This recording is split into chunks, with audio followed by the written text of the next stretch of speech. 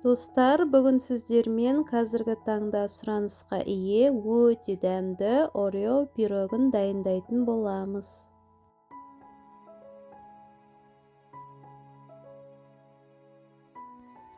Қамырына кірісеміз. ұн, какао, разрыхлительдің үстіне жұмыртқамызды, секерді және бөлме температурасындағы сары майды салып, қамыр илейміз.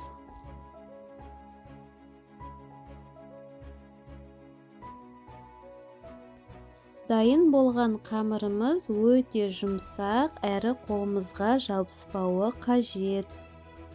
Кейін қамырымызды екі бөлікке бөліп, кіші бөлігін морозильникке салып қоямыз.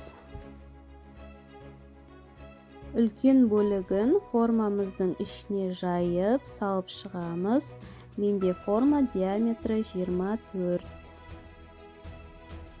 Енді салмасын дайындаймыз. Ол үшін творогтың үстіне секер, жұмыртқа және қаймағымызды салып, барлығын жақсылап миксерлейміз.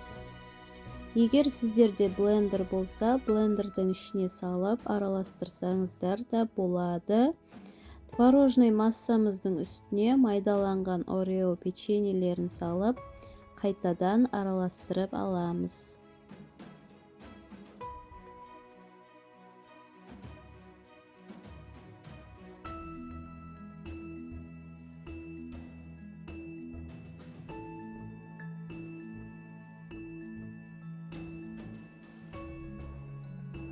Начинкамызды салмас бұрын қамырымыздың түбін шанышқының көмегімен тесіп шығамыз.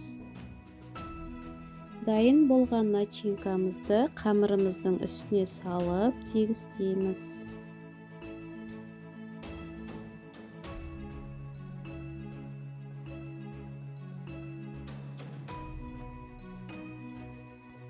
Кейін морозильниктегі қамырымызды теркадан өткізіп, пирогымыздың бетіне сеуіп шығамыз.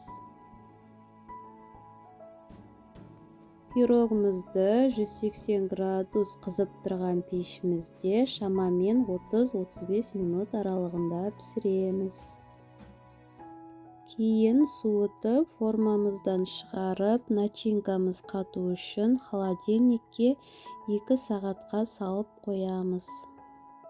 Міндетті түрде дайындап көріңіздер, астарыңыз дәмді болсын.